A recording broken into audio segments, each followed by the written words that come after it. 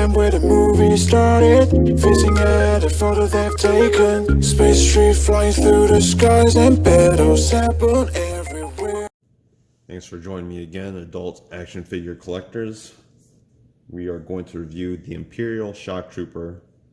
This is the adept with heavy weaponry. Shock Troopers serve as elite frontline forces and even as bodyguards for the Emperor himself. So this is a figure from Star Wars Battlefront. I believe it was a Walmart exclusive originally, but they have reissued it through GameStop. So, you know, GameStop is a little bit more expensive, but that's the only place I could get it.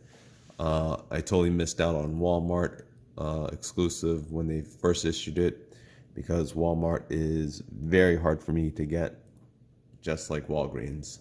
I hate getting all these exclusive figures because they're so hard to get for me. But in any case, I got them now, so let's take a look at them. So first, let's go over the accessories. They come with the standard Stormtrooper weapons, which includes this rifle, and it's black or dark gray with some, looks like silverish shading. You know, it's the same thing that we always get from Stormtroopers, along with handgun. Pretty big gun, but nothing new. This is all black. There's no paint on it whatsoever. These are standard issued weapons for these characters, and this weapon will fit in the side pouch that all these Stormtroopers have. So now let's look at this figure. So it is a standard Stormtrooper, just with this new nice paint job. So you can see how the helmet is nicely painted, but this is all your standard Stormtrooper. So these are just the areas where I'm showing you where the red is. And there's a different color in the back here on the belt. It's like almost like, I don't know, tannish green.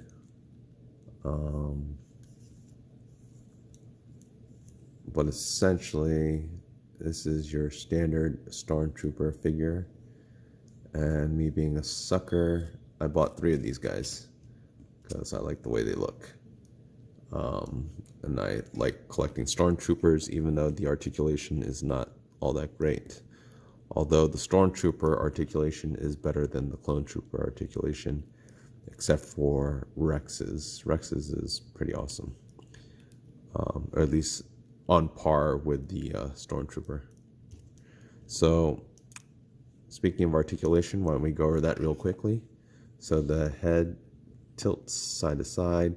He does suffer from some lollipop syndrome, especially in the back. You can see all the way into that ball peg right there. There is a hinge also, so he can look really far back as such, and he can look really far forward as such. And obviously he can turn his head side to side. He's got single jointed shoulders. Range of motion is limited by the shoulder pads. The shoulder pads do go above the armor, but it's still pretty limited. I could try to force it more, but I think really that's all I'm getting out of it.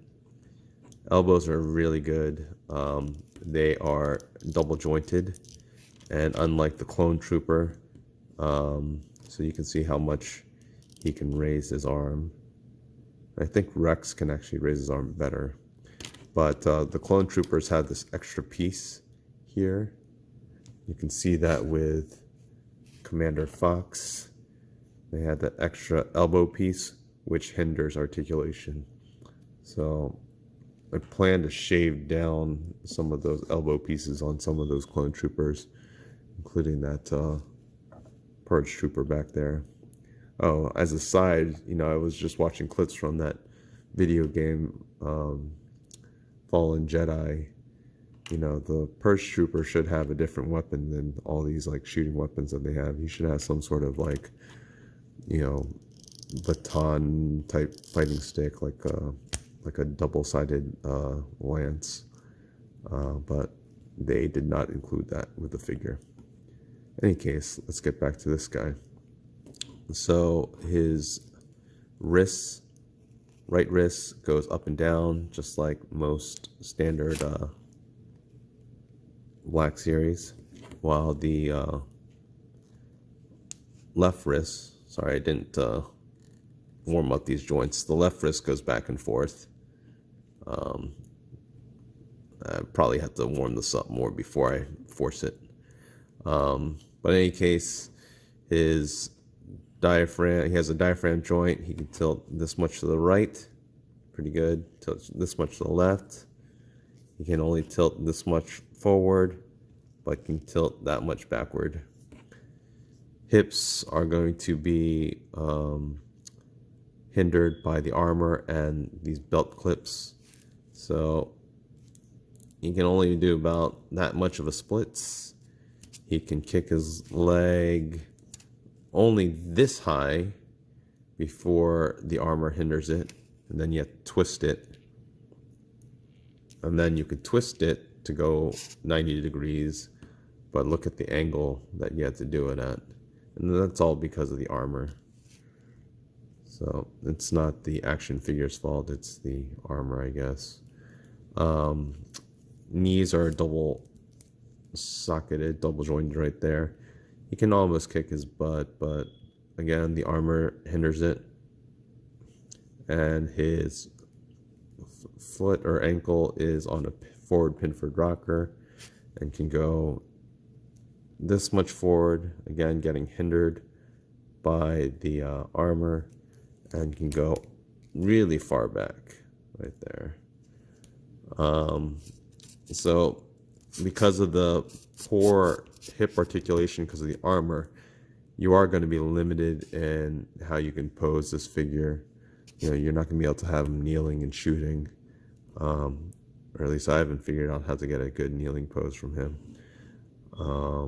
But he does look good on the shelf, and I'm glad I do have him.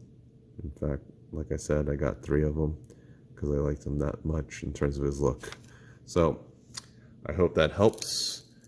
You can see how he looks here versus a regular red clone trooper. Really, he is a standard stormtrooper. So if you already have a stormtrooper, you already know what this guy's all about. All right, thanks for watching.